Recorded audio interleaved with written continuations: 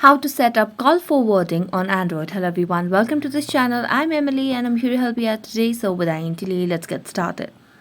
So first of all, launch the phone application on your device, and as you launch the phone application, tap on the three dotted lines at the top right corner of the screen.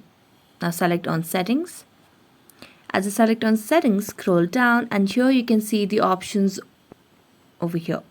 So simply what you can do is tap on the options of the call recording, or rather calling accounts. You can do that. So as you tap on call settings, you can simply see the option of call forwarding. So tap on call forwarding, and here what you can simply do is you can select the number on when you would want to forward the calls. So if you want to forward the calls when you are busy, you can select it and you can select a different number, and it will directly forward the call when you're busy, if unanswered, if unreachable, and so on.